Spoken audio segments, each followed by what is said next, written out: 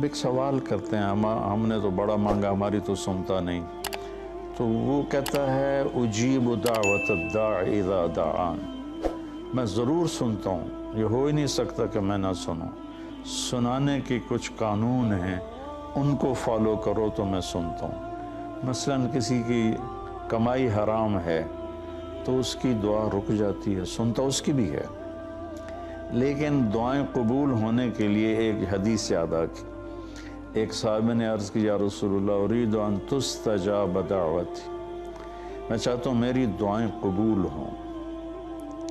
آپ نے فرمایا اجتنب من اکل الحرام تستجب دعوتک. یہ بڑے زمانے بعد مجھے یہ جملہ یاد آیا. آپ نے فرمایا حرام کھانا چھوڑ دے، تیری دعائیں قبول ہوں گی.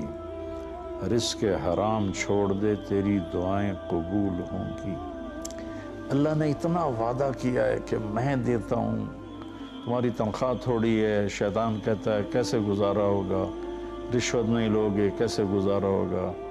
تمہارا کاروبار ہے، سارے بازار والے جھوٹ بول رہے ہیں، تم سچ بولو گے تو تمہارا سودا کون خریدے گا.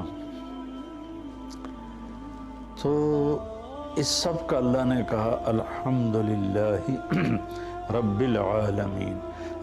میرے بندو گھبراؤ نہیں، پالنے والا تمہارا اللہ ہے. صرف تمہیں نہیں پالتا، کل کائنات کو پالتا ہے. ان اللہ الرزاق ذو القوۃ المتین.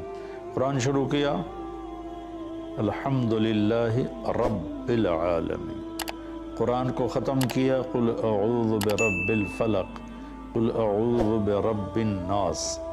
رب پہ شروع کیا، رب پہ ختم کیا، کہ اس میں ہمیں بہت دھوکہ لگتا ہے کہ روٹی کہاں سے کھائیں گے،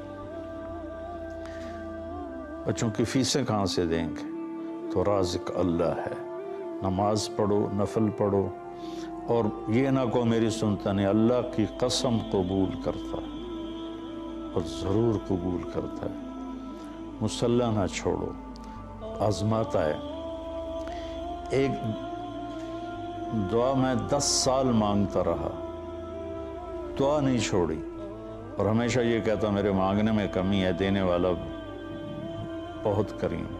10 سال کے بعد جا کر میری اس دعا کی قبولیت کے آثار ظاہر ہوئے. ہم 2 منٹ کی مانگتے ہیں اور وہ بھی آنکھیں اوپر ہوتی ہیں اور آمین آمین، اور مولوی صاحب رٹی رٹائی دعا مانگتے ہیں. وہ تو دعا ہی نہیں. جو فرضوں کے بعد دعا کی جاتی ہے وہ تو رٹے رٹائے جملے ہیں. دعا کیفیت کو کہتے ہیں، نہ کہ چند الفاظ کو.